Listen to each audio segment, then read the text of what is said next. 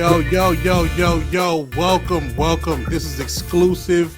This is never before seen. This is brand new. This is energy. This is music. This is happiness. Welcome to our first official episode of Wave or MP3 podcast. I am your co-host, Polly Rob, and I'm here with my super producer, friend, buddy, Dse One. Man, what up, man? How you feeling? What's up, man? What's up with it? I'm good. Listen, you know where I'm at. You know where I'm at. Yeah. You at the studio. I'm in the studio. You already know. For people I'm in my studio. I'm in my studio too. I'm in my home studio. It's my home studio. Let's go. We gotta have both. We gotta have a studio that we literally go to. Yeah. And we gotta have a studio that you can just jump in your drawers and get to it immediately, especially with the people that we work with immediately. Yeah. Make sure y'all like and subscribe. Right now we're getting our social medias together for the Wave or MP3 podcast. So that's coming soon. In the meantime, make sure you follow my guy Dse One on his Instagram, and make sure you follow Polly Rob and Local Astronauts on our Instagram as well. You know what I'm saying? Mine's right there. Boom, boom, boom. Listen, mine is how we do it right there. I don't know. I just followed my hand and was like, oh, there it is. Boom. There it is. This is. Honestly, I know we need to start at a part where it's like, who are these guys and why am I listening to them? So, background checks. I'm gonna let you do yours first. Or should I do yours? Let me do yours for you, like what I know, and then fill in the blank. And I'll fill in. Right. That's perfect. So, Polly Rob is a very close friend of mine that I've been knowing for quite some time. I don't even know if you remember this. I remember meeting Polly Rob back in the day in Inglewood, off Manchester and Market Street. They used to have like a clothing store, and him and his boy used to do music together. Polly Rob was rapping. He was like an East Coast dude, but he was rapping, and he was in the heart of Inglewood, hanging out and correlating with all the street guys in the area. The gangsters, yeah. You know what I'm saying? Like, you know what I mean? And but he's a straight East Coast cat, you know what I'm talking about? Word is bond and all of that. Like word, but fitting right in to the accolades of Los Angeles and all of that. And I feel like he's a very established yet humble figure in the music industry out here on the West Coast, even though he's from the East Coast.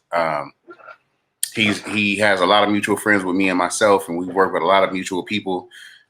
He's done amazing things in his career. I don't know if he looks back and he kind of wishes like he would have did things different. I feel like he's at a perfect space in his career of everything that he's ever done. I don't want to go too much into detail as far as who he's worked with. I'm gonna let him fill in all of those blanks.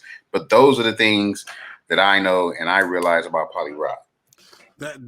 First off, I appreciate that, because a lot of times, especially in our industry, we rarely remember where we know somebody from, like the first initial time.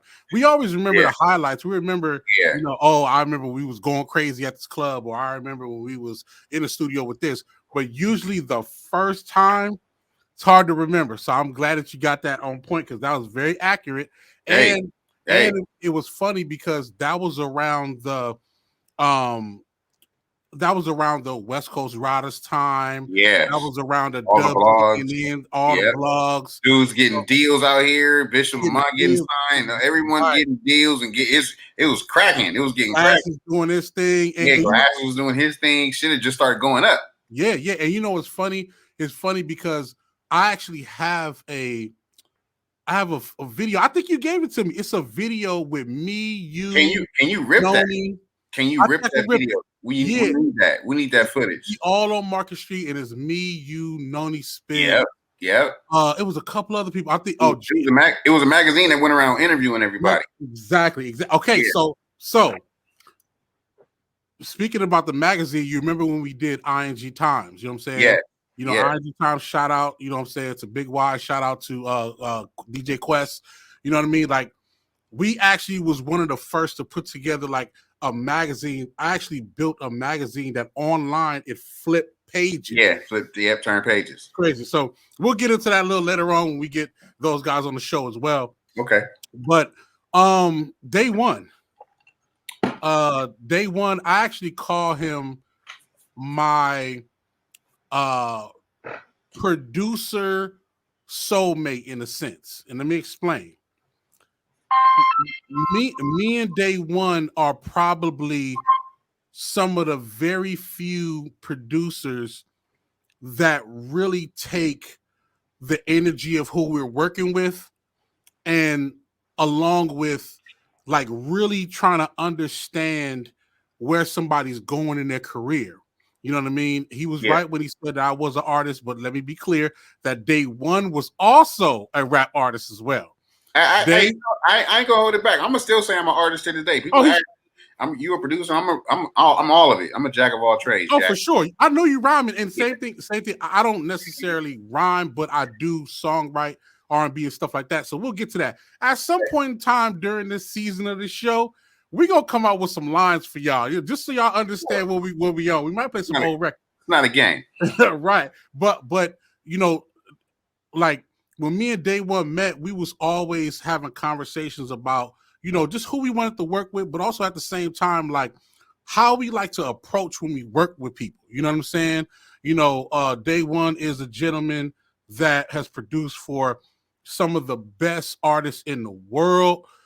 He's also one of I would call the ground floor producers that had a hand in crafting different artists and their styles, how they approach music, and are now some of your favorites. You know what I'm saying? Yeah. Also, although he just became a father, he has been a musical father to a lot of different people in their careers, and even just them as a natural person. You know what I'm saying?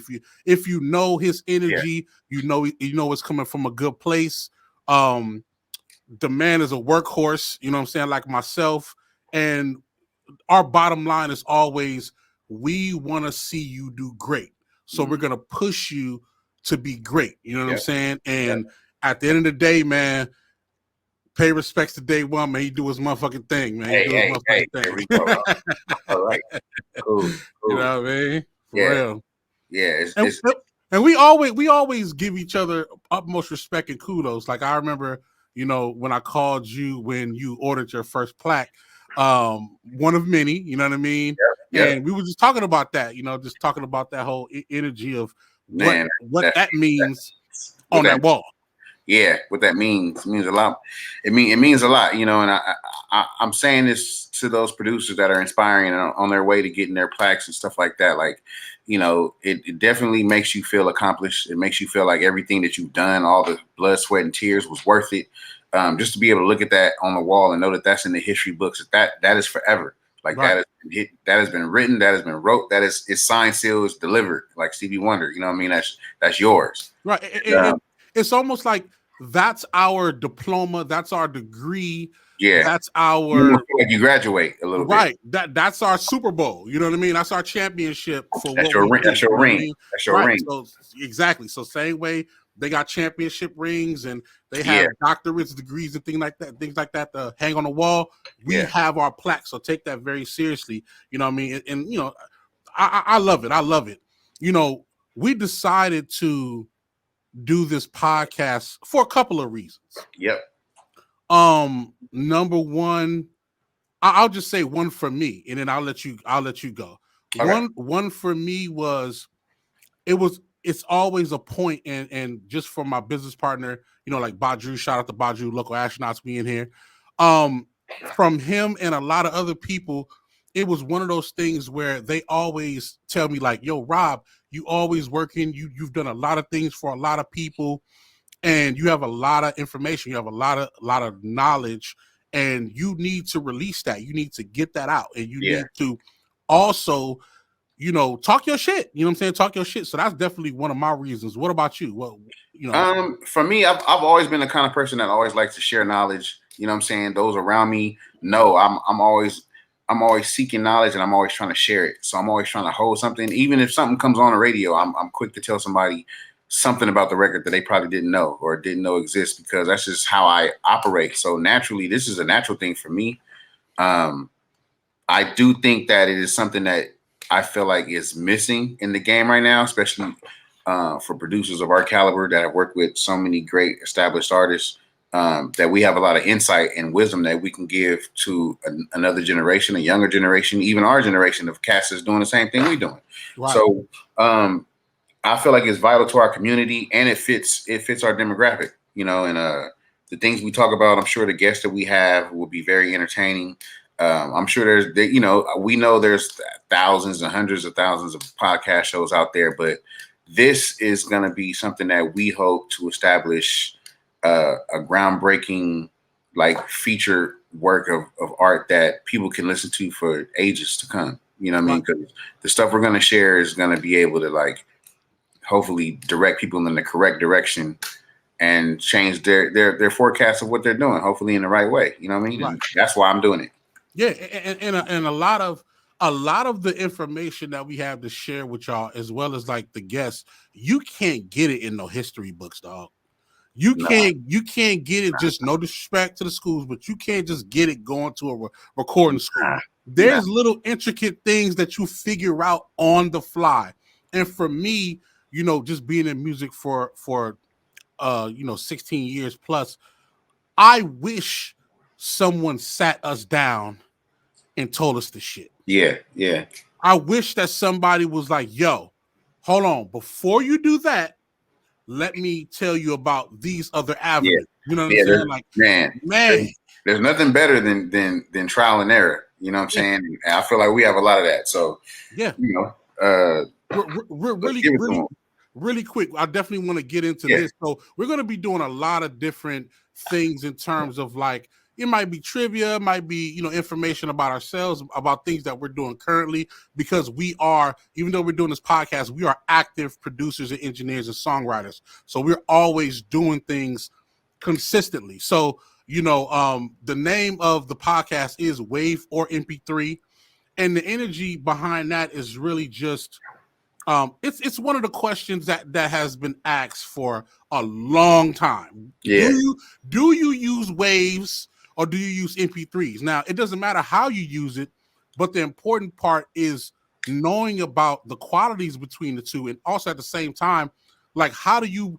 It's really saying, how do you position your producer lifestyle, your creative lifestyle? You know what I mean? So yeah, I do want to ask you that day. I want to ask you, what was the last MP3 or wave that you sent, and who did you send it to?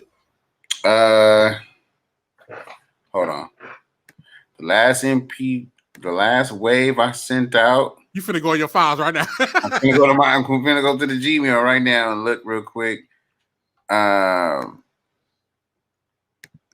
Okay. I don't know if y'all could y'all see my screen? I hope not. No. They can't see. Cool. I was like, man, we're not divulging all the information. We're not doing it. Okay, so the last email I sent was to the Far Side. Far Side is working on a new album right now, and I submitted some records. I went to the studio and pulled up on them. I actually showed up to the studio with my daughter. During the they were actually watching the 50 year of hip hop episode that aired on like ABC or something like that. Yeah, right. So Far Side was in the studio working on their album. It was daddy duty time with me, but I got the call like, yo, if all the Far Side members are in the studio, all of them are here. Yo, if you want to play beats, pull up, right? So I got my daughter. I'm like, baby, we going to the studio. You about to meet Far Side. We going, right? Facts. So mind you, my daughter's 2 years old. So for those listening, my daughter's she's a baby. She's 2 years old. So I get her dressed. We go to the studio. I before then I got my beats together on my laptop. I pull up to the studio. I get to the studio. Focus is there. Focus is already in the studio. I'm like, oh, Focus is already here. Now Focus start playing shit before everybody. Focus already. It might be early night. Listen, Focus already got records cut. They listening to the Focus records already. I'm like, ooh, this is fire. So I get there. Focus is there. My boy DJ Sale came and got me from the parking lot. Walked me in. Shout out to DJ Sale. Yeah. Now me and Fat Lip are familiar with each other. Me and Fat Lip know each other, but the other members I had never really officially met. Even though I went to their show and we hung out at their show, but we didn't like meet each other, you know. Right. So I met the other members of Farside. Suave is there. If y'all don't know who Suave is, he's a manager, an artist manager. He's been managing artists for years, from Exhibit to Farside, Loud Records, all of that. Suave is my guy. Right. Suave is there. Who else is in the building? Fuzzy, my guy Fuzzy's in the building. Fuzzy Fantabulous is there. You know, so Fuzzy's gonna be there. Fuzzy was there, right? And so they playing going on. Bro, they got some records. I don't, you know, if I'm supposed to be saying these things, but it's our podcast, so we can say whatever we want. So they playing Hit Boy records. They playing some Focus joints. I think Star Trek did something. Ooh. I think Soundtrack did something, and it was somebody else that did a record too. And I was like, ooh, this is crazy, right? So then I pull up. So they're like, Dse One, what you got? So I'm there with my daughter. She ran around playing on the piano. Imani is giving her his little necklace to keep her calm, because my daughter started wilding and listening to the music. But as soon as she seen the piano, she was just all trying to play keys, whatever, right? You know where that's going. So exactly. So I play a couple beats. I play like 5 or 6 different joints. They want all 5 of them. They take all 5, and then you know, we go into the TV room, the studio setup where there's like a TV room. We go in the TV room. All of Farside, me and my daughter, everybody, we watched the 50 years of hip hop where Farside actually performs during it. And I'm sitting there with my daughter, and I'm like, she has no idea who she's sitting here watching this moment with. Like, this is a moment for them in time, you know what I'm saying? And I'm there sitting with my daughter, so that was kind of crazy. Fire. Yeah, super fire. And then after that, you know, just left and went home and put her to sleep. But after that, a few days later, I was kind of like, I think I got some more joints they might like. So I went through my stuff, and I just started emailing them. So when I first emailed the first joint to them, I sent them I just sent them the Fat Lip, and then Imani was like, "Oh no, send them to me too." So I was like, "Okay." So I had his email, and then Slim Kid, I had Slim Kid's email because I did one of my homegirls that's an R&B singer. Excuse me. Shout out to my homegirl Lorena. She came to the studio and did a hook for Slim Kid. Right. And so I had to send the hook that she recorded for him like a year ago to his email. So I just used this same email and just put all 3 of them in the email and sent a new batch of beats to him. Fire. Yeah. Listen. Those be the moments. Those be the moments where it's like they call you, you know, you're kind of all out of whack because you're relaxing, you with your kid, you chilling. But those be the moments. Right. Those be the moments where it's like, yo, this is how I got this placement. And I tell a lot of creators all the time, like, look, listen to people's stories, right? Listen to how it starts off. It never starts off, I'm sitting here thinking I had this bright idea, I had this grand scheme, and I put it together and it worked. No, it starts off with, damn it, I was down and out, I was trying to figure it out, and all of a sudden a phone call came in, and I didn't know if I could really do it, but I pushed myself through it. And if I wouldn't have been there on that day, I wouldn't have got on that Grammy award-winning Right. album. That's how it start. Exactly. That's how it starts. So, man, kudos to you for sure. My last, actually MP3. So I sent out some MP3s. So a couple of days ago, I headed up to Slick Studios. Shout out to Baron Davis, Bart Oatmeal.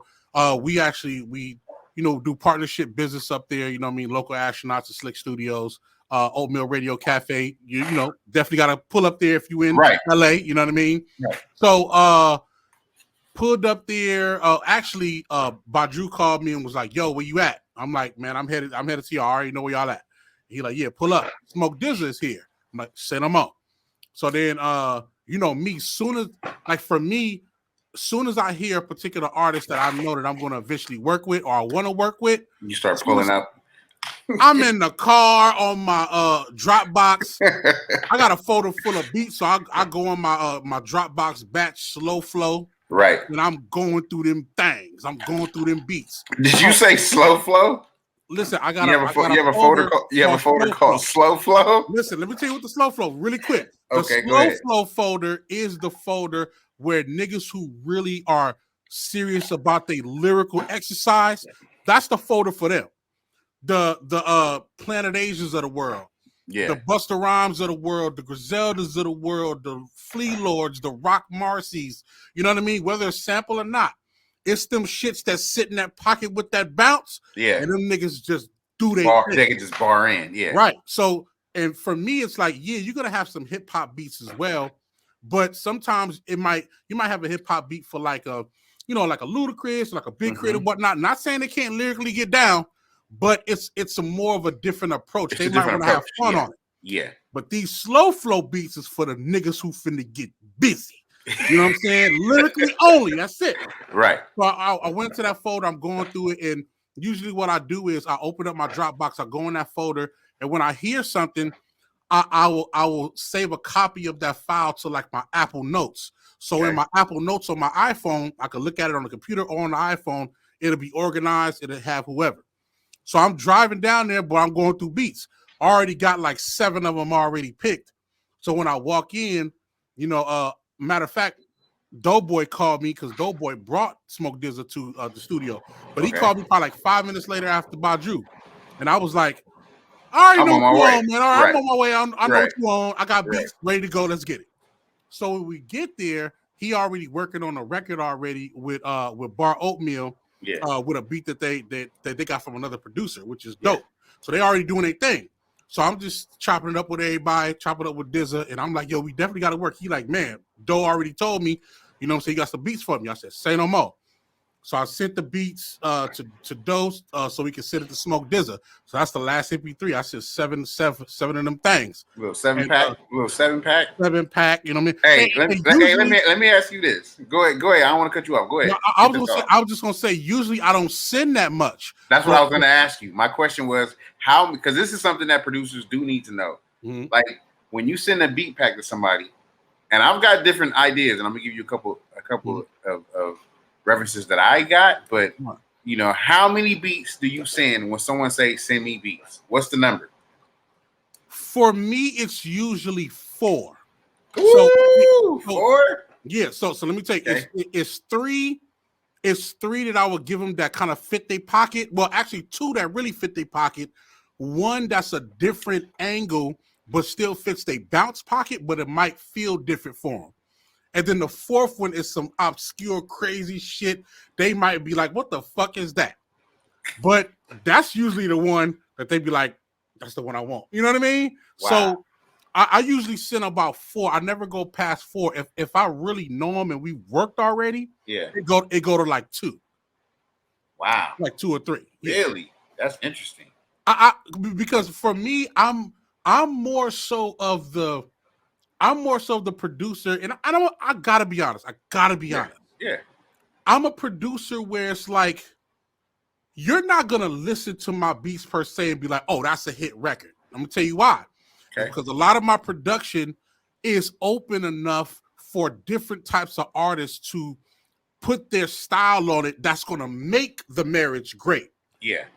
So whereas another producer, they're fully into their instrumentation and they might make some amazing shit. So the reason why I only send enough is because I want to see what pocket where you going. Because when we meet up, I'm gonna make sure that eventually that record is gonna be crafted to you by the time we done. Yeah. You know what I'm saying? No matter what.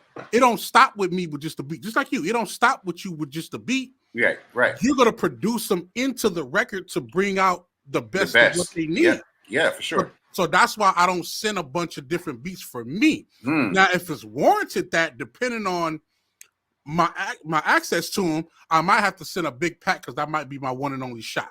You know what I'm saying? Damn. So I think about that. So my thing is this: my number is 6. My number is 6 that I send, and the reason why is because over the years I found out that no matter what the first beat is that I send them, they always want to hear what else I have. So to me, one of those don't even really count because one of those is just like, okay, what else he got? You know what I'm saying? So to me, I don't really like to count that one, which is why I really send 6 because it's really like a count of 5. But I know that usually when I send that first beat, and sometimes the first beat beats just some bullshit. I ain't gonna even lie to you. Sometimes because I've sat and I've been in so many beat sessions to where no matter what the first beat is I play people, they always are like, what else you got? Even if it's the dopest shit, it could be it could be dope as fuck. Right.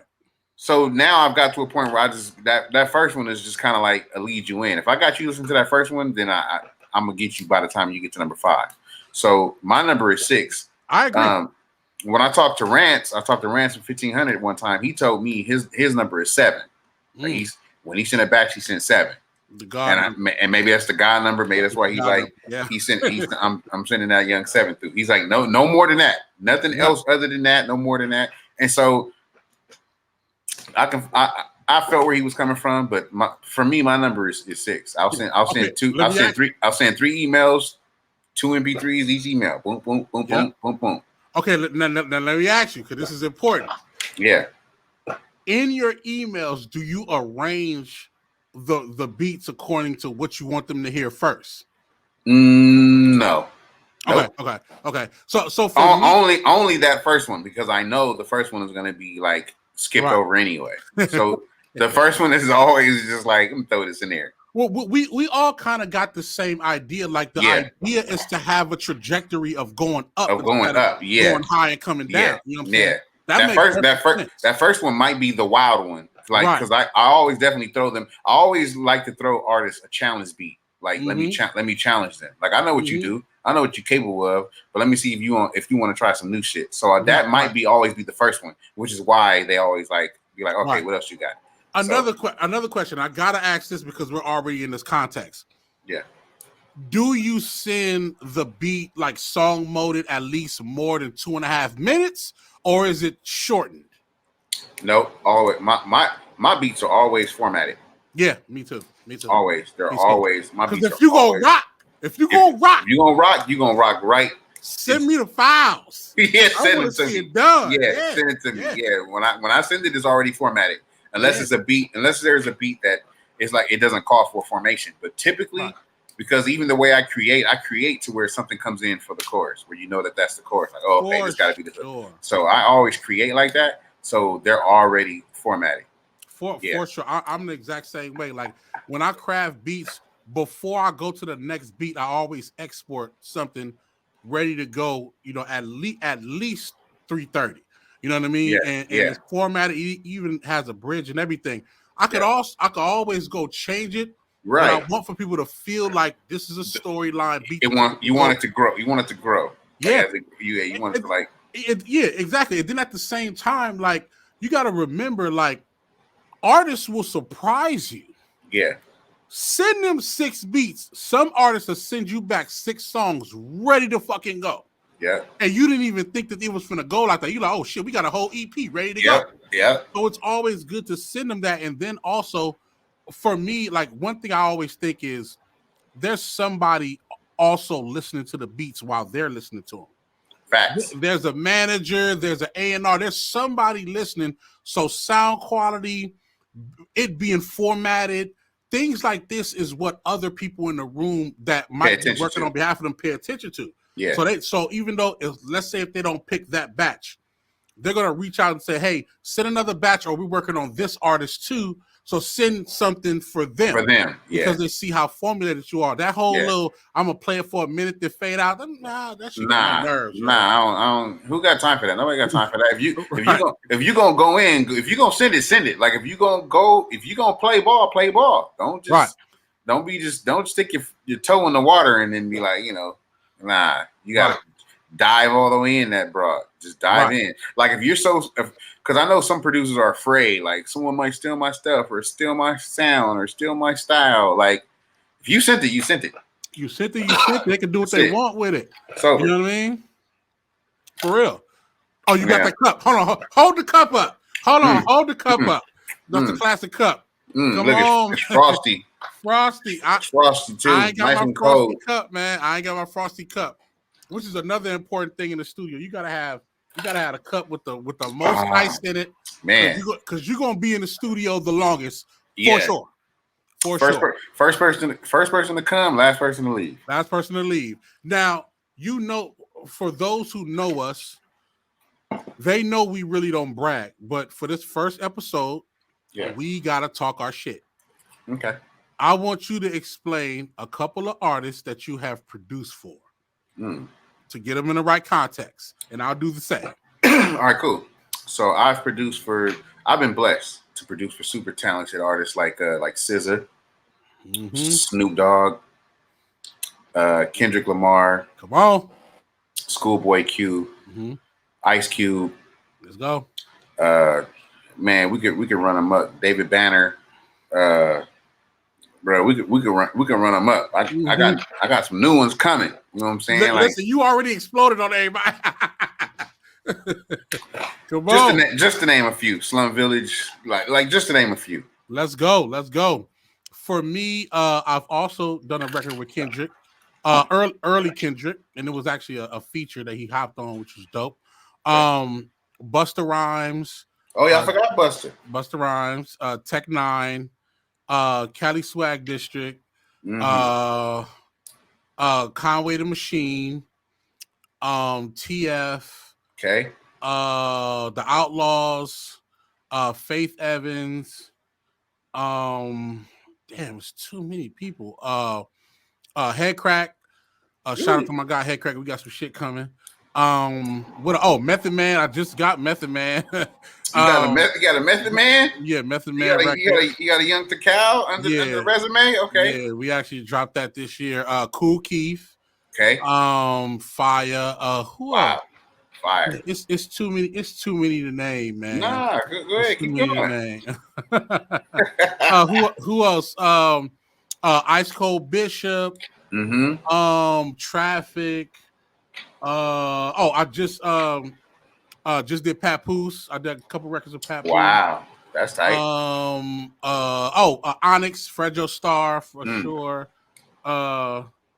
Niggas be working, man. Niggas be working, man. We be working, man. You know it don't stop. AC alone, you know what I'm saying? A little bit of everything. But I wanted to initiate that just to say, number one, this podcast is not just two niggas just talking music because they want to talk music. Yeah, nah. Like we really who we are. We really do our shit. We connected. 100%. We connected in this industry for sure. 9 times out of 10, if I step outside and I'm going to something that I feel like is of value, day one's going to be there for sure. He's going to be there, and vice versa. Like that's just how it is. So and then number two, it's important to explain the artists that you work with because of the one idea of there was a point in time where we had no credits. Facts. Yeah. We had nothing. We didn't produce for nobody at one point in time, and we was trying to figure this shit out. You know what I mean? And with that being said, I do want to just kind of hint and talk about like just your journey into getting into producing. And I also do the same. Man, my journey into producing started off me trying to be an artist and couldn't find producers to make beats that I was hearing in my head. And being a part of a rap group and a rap crew at the time, it was one of them things where Wu-Tang was super popular. I'm in high school, all the young homies around me, we all want to rap and do music. And it was just hard to find producers at the time. You know what I mean? I had a natural knack for it. Ever since I was a kid, I was able to like play keys on the piano and replay songs I heard on the radio, like instantly. Like I could find it in like less than 2 minutes, whatever I heard. So I always had that kind of gift where I could just hear music. And, it started off with me being in a rap group, starting to make beats and getting good at it. And as I got good at it, I got paid for it. And as I got paid for it, I just started doing it more. And, it turned into this thing that is now, my bread and butter. My first major placement was Snoop Dogg back in 2010. And then I had Ice Cube like 3 months later for his album, like right after that. So I look at myself as being established as a producer with my first major placement that actually came out. My first major placement was actually Little Flip. But the song ended up getting shelved by Sony until later. So Snoop Dogg is actually my first actual replacement that hit the stands. I was able to buy that and see my names on the credit. And that meant the world. You know what I mean? So, and ever since then, I ain't never looked back. I kept going. Okay, you're a West Coast guy, right? Yeah. This is your thing. Like, first placement, Snoop? So look, How and real is that? and the trip about that is Doggy Style was like one of the first albums that I made my mom buy me. Like the first time I'm like, Mom, I need this album. And she went to the store and really bought it for me. Confused and tricked by the artwork. She thought she was like, it's all cartoonish. You know what I mean? She didn't really know what it was and bought it. And I went home. I remember playing Madden all summer, playing that cassette like over and over and over and over and over and over and over. So yeah, for him to be my first major placement is actually really crazy. It's like full circle. It's full circle. And I mean, being able to work with somebody that you're a big fan of, it just makes it level so much better. Different, man. And it makes you just say, I already know in your brain you was like, fuck everything else. This is what I'm doing. This is what I'm on. That was it. This is it. This is what I'm doing. For me, it was more so the journey of first I started off as an artist. I was actually in a group with my boy Don Springs, and we called ourselves Polidoni. It was a combination between both of our names. Our names, okay. Yeah. And then just doing our rap shit, being high off of lyricism and making songs and things like that. But once again, just like you were saying, like the lack of production, I didn't get a chance to get beats from producers as often as I wanted to. Shout out to the producers back then that did give us beats, but the way we was rapping, we was constantly making records. Like it would never stop. So we wanted someone to, produce as much as we wrote. Yeah. And it just got to a point where I just had my HP computer, and this is around the time where the HPs was coming out. You know what I mean? We got one of those, and then this is around a time where it was like and I'll talk about my MPC 2000 XL days as well. I'm just talking about the part where the production came in initially that allowed me to do it. So when I got it, this is download.com, this is LimeWire days and shit like that. So I ended up getting hip to knowing that I could produce myself because one of my colleagues would have me produce on a Triton. Like he had a whole Triton. He would make beats on. I learned how to start making beats on the Triton. Right. Wow. So then I also start learning on the 2000 XL, but I didn't have that much access to it, so I couldn't do really next to nothing. You could, Right. So then when the download.coms and whatnot came to the world, they had a program on download.com called Music Generator. So this is where you was able to. It looked like SoundForge. SoundForge. I've heard of this program before. Yeah. So I started working on that and making beats on that, and then FL Studio version 1.1 was on download.com.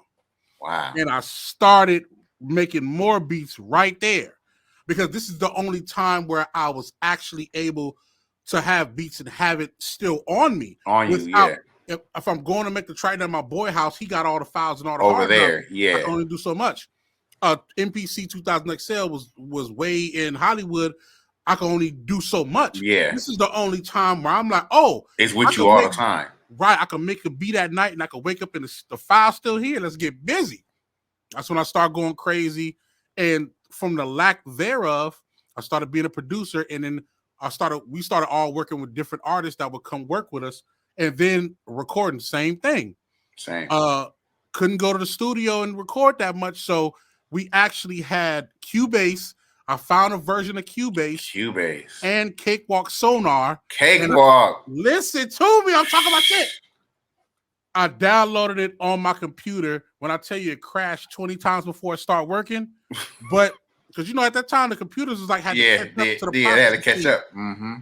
When it started working, I started going crazy. And there was also another program called Magix, Magix, which is actually a subsidiary version of Pro Tools that you didn't have to use the hardware for Pro Tools. It looked just like Pro Tools, just a little colorful, bluish colorful. Yeah. You can still look it up today. You can get it on PC still today. You know what I mean? So when I found that shit, I started recording like motherfucking crazy. He I said, start. "Motherfucking I'm crazy." I'm recording. By this time, I'm producing so much. I'm still rapping, but not as much. Yeah, We would do compilations and things like that. We not really like. I'm not really into rapping like that no more because yeah. I'm into the sonics of like recording, What it sound like? mixing, Yeah, yeah. producing, and everything. And then my first major placement was Cali Swag District. Cali Swag. Mm, Yeah, that was my first major placement. You know what I mean? So, wow, and the world just took off from there. And just working with so many other people, like shit is crazy, man. Shit is crazy. I be wow. forgetting some placements that I'm a part of. You forget, huh? You Forgetting. forget some of them spots. That's Mhm. amazing. That's pretty crazy.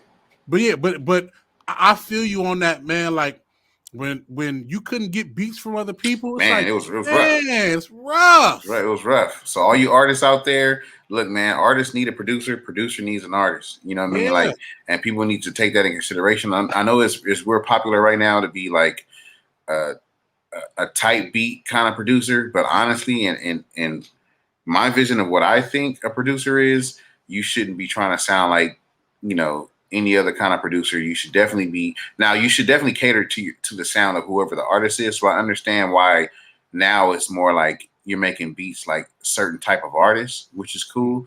But still try to make sure that it's your sound. You know what I mean? Like it's yeah. very important to find your own sound. It also do it from a perspective of not like not them just telling you what type of beats they want. Like, no, study their Study craft, them. Yeah. study what they into, and see Hmm. if there's a style that you can create that That fits them compliments. even more. Right. Because if they just say, yeah, man, just give me these ratchet beats, let me do my thing. It's like, Yeah. I'm gonna give you a couple of them, but a couple of these other ones, let me show you some other flavors you could do. Yeah. And working with these artists, consistently. Like, I mean, to be honest, all of my best accomplishments that I feel are dear to me are the ones where I'm in the studio with that artist day in and day out.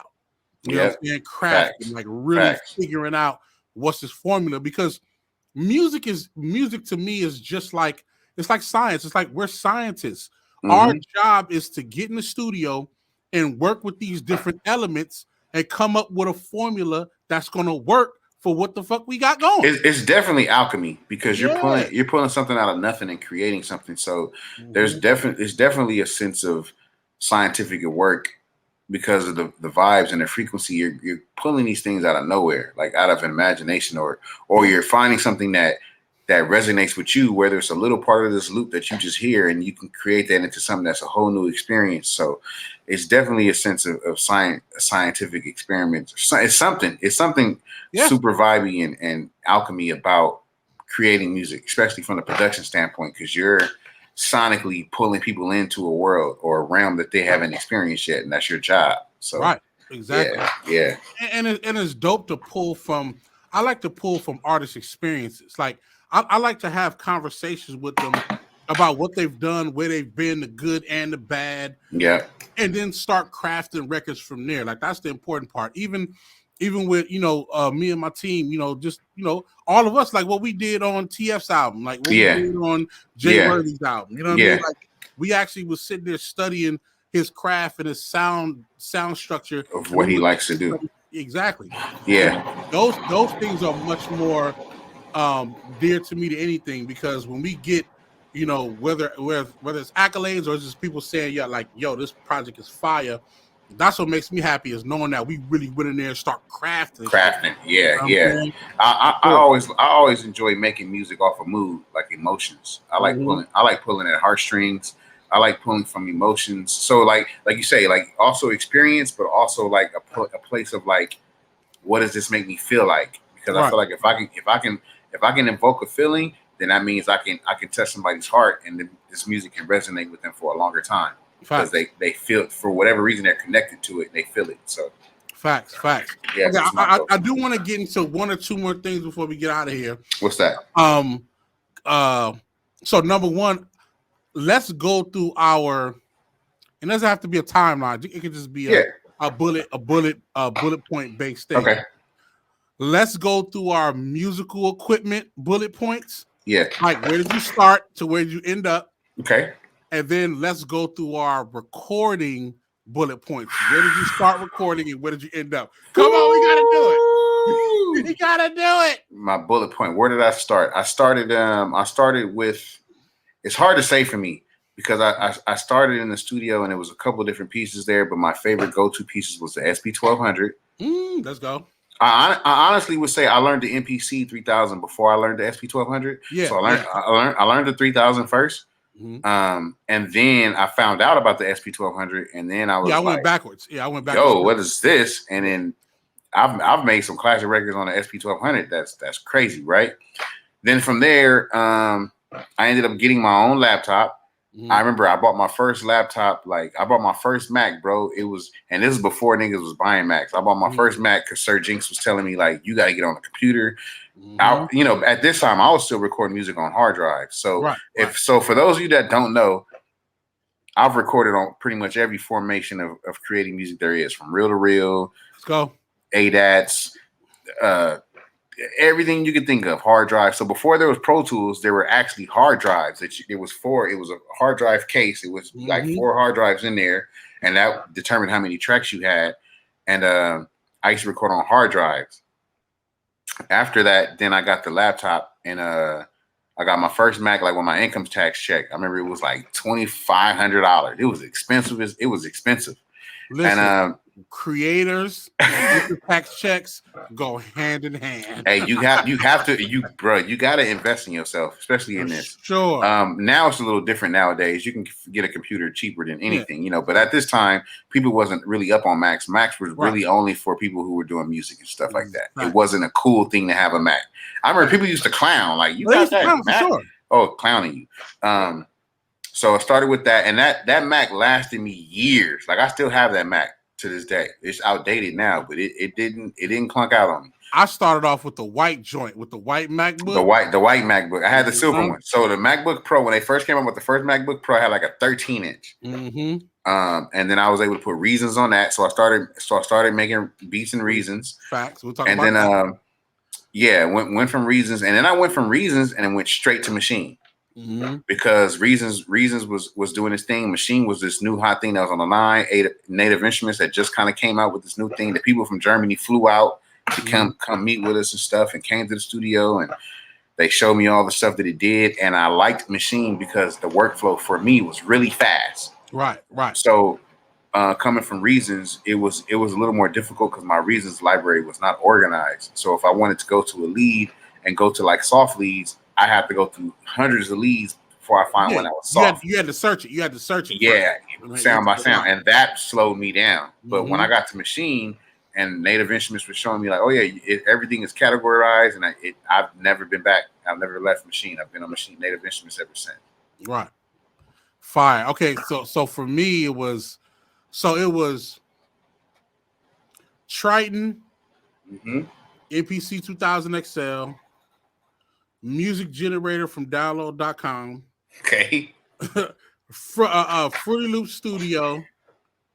Then Reasons. Okay. Reasons, then Native Instruments. The Native Instruments. Yeah. Oh, okay, so almost the same formation. I haven't got on the Ableton train yet. Yeah, and I haven't got on the Fruity Loops train yet. I don't know, like when I look at Ableton, it just looked like a version of Cubase. I just I don't know. Maybe because Cubase used to give me glitch problems. You got trauma. I'm still traumatized. Right, you're still traumatized. Right, I'm traumatized. But when I was doing with Reasons was a game changer. Let me explain. Okay. So I used to go to multiple studios, and in that time frame, you see the racks. Yeah. Your compressors, your EQs, all of this stuff is in the wall. So this is how I'm getting hands-on experience in the studio. Yeah. I'm hitting all the racks. I'm learning about that and everything. So, patch bays and everything. So when I get Reasons, it refreshed my brain because remember, I'm on Fruity Loops at this time. But then when I get Reasons, I'm like, oh shit, this looks like the studio. Right, because you got the racks, you get to turn them around, Right, get to turn them around, move the yeah. Exactly. So that really set the tone for me, like not going back to being an artist, because that alone was a fucking shitstorm, a great sound structure in itself.